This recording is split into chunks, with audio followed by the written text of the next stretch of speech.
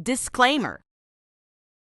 The content featured in the following broadcast is purely for educational information purposes. It is based on real-life experiences and POV. And please do your own research. Today's video is not sponsored by FIVERR, and I am going to be looking into them because I'm seeing their adverts pop up and I'm seeing them sponsor YouTube creators' videos. I do have something really exciting to share with you because today's video is sponsored by FIVERR. Oh. Yeah, do you know what FIVERR is? It's a marketplace. It's a digital freelance marketplace. If you've watched any of my previous videos, you'll know that marketplace apps are a way for venture capitalists to make money for banks and a way to control the market. So we're going to look into why you definitely shouldn't use it, either as a buyer or a creator. And so a lot of people might be thinking, well, what does this have to do with me? I'm not a freelancer.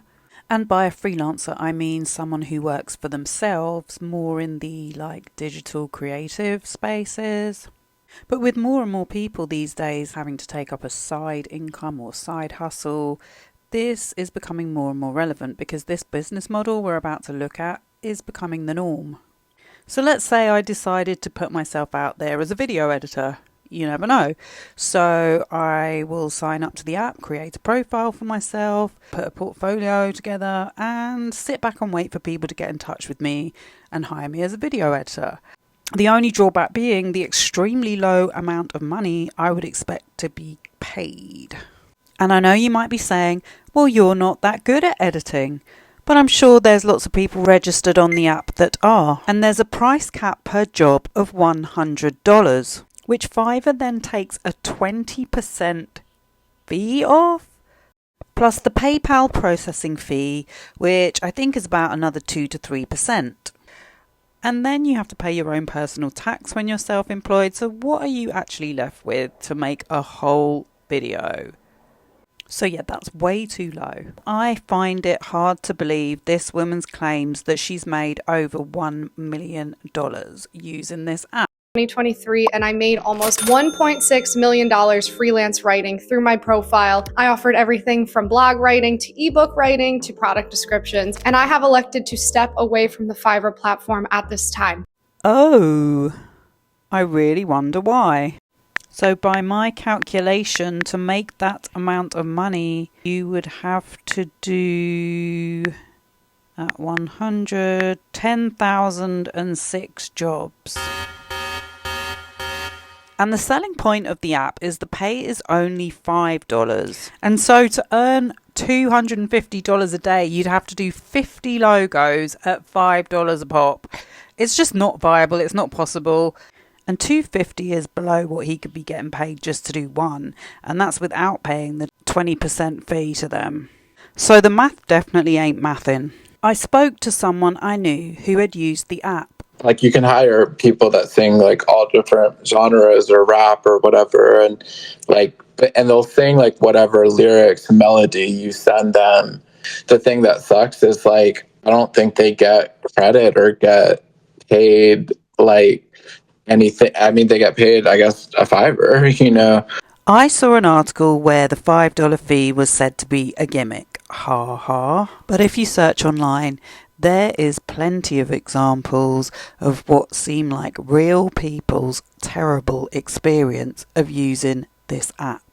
In this article by Lewis Parrott, updated in September 2021, he explains how his girlfriend was held hostage by the client who had only paid $5 using their rating system. So they said, if you don't change the work you've done, we'll give you a terrible rating. And when she appealed to the FIVERR admin, she was told, not our problem. And so he went on to research and found a whole bunch of more examples online of people who had been through a very similar situation.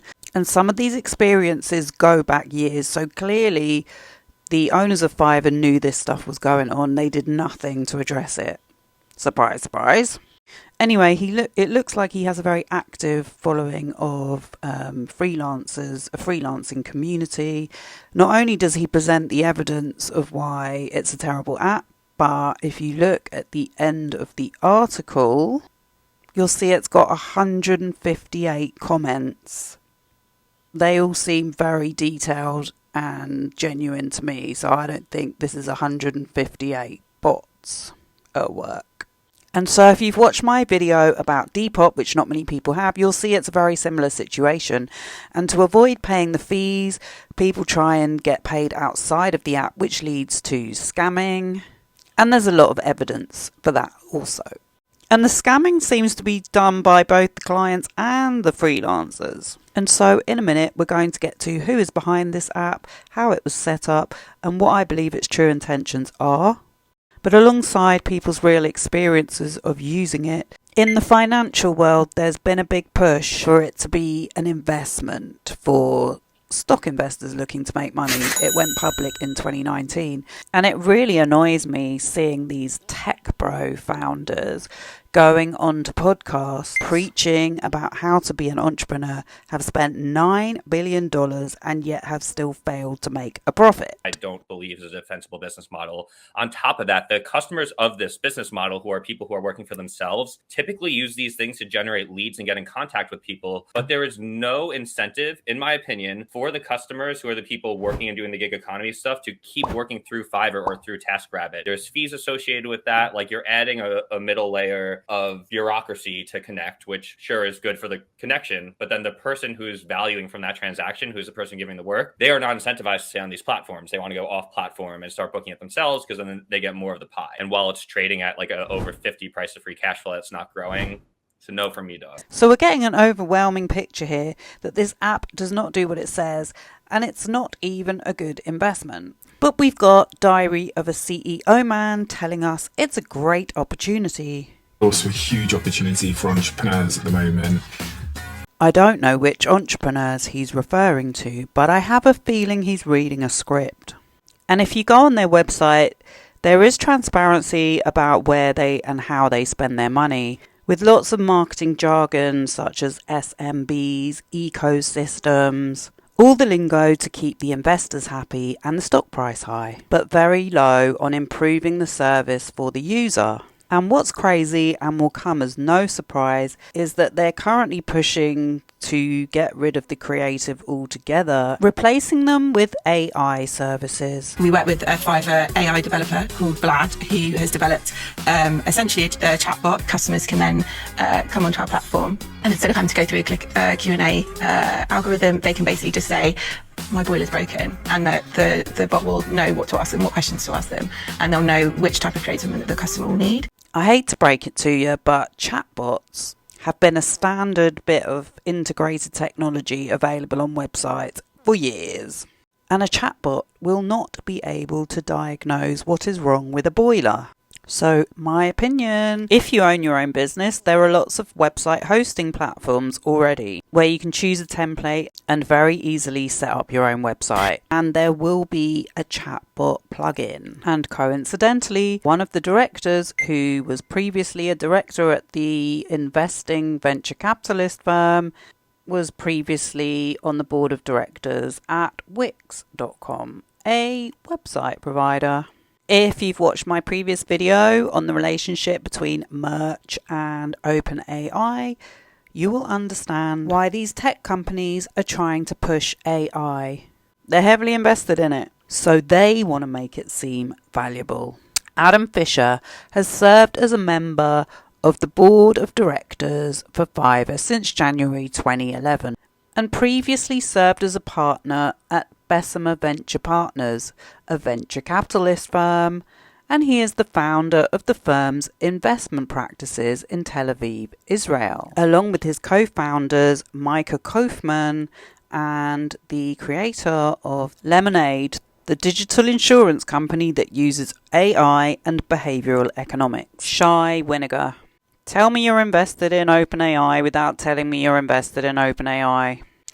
And in 2013, FIVERR raised $15 million in a funding round led by Silicon Valley venture capital firm Accel Partners. Is that short for Accelerate? This marked a significant milestone for the company, and it used the funding to improve its platform and expand its reach globally, aka buying out other companies. And ironically, they started the platform in order to be able to save money on paying people such as web designers or other freelancers, as I've mentioned, less money, less than what they're worth, but they go on podcasts talking about how great they are at making money. And then they use marketing, paying people to tell freelancers that they can make $1 million getting paid $5 per job, and grow their business using AI technology that already exists. 300 trillion is the estimated valuation for the AI industry over the next 10 years. So this is a really unbelievable time to be alive and be a part of this and make money from this instead of demonizing it and hating AI. You guys know my stance. I'm open to it. I'm not commenting on the morality of it. I don't know if it's going to spell the end of civilization, but until then, get that bag. It's not about demonizing AI. It's about understanding that it's been oversold when in reality it's a big bag of nothing. As explained in my previous video about OpenAI and the merch industry. And it's about understanding that these platforms are set up with the sole intention of raising capital for the investors, aka subdivisions of the banks, and the conflicts of interest going on between the founders, the directors and the investors. But like I always say, don't take my word for it, please go do your own research. I couldn't help noticing that one of the founders' new companies, Lemonade, has as its chief behavioural officer Dan Ariely, an Israeli-American professor known for his work in behavioural economics and decision making, who was recently discredited for fraud. He's also known as a TED Talk speaker and frequently appears on podcasts, as does the other CEO, Mika Kaufman.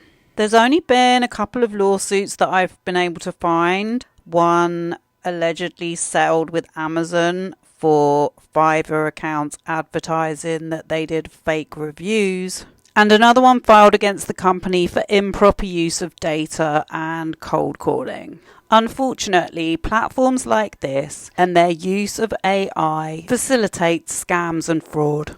I could make a video about how AI was developed, but that's a story for another day. So all in all, I hope I've explained why they should be avoided. As for making it as a freelancer and a creative, people will always value something created by a human over something created by a machine or a computer program.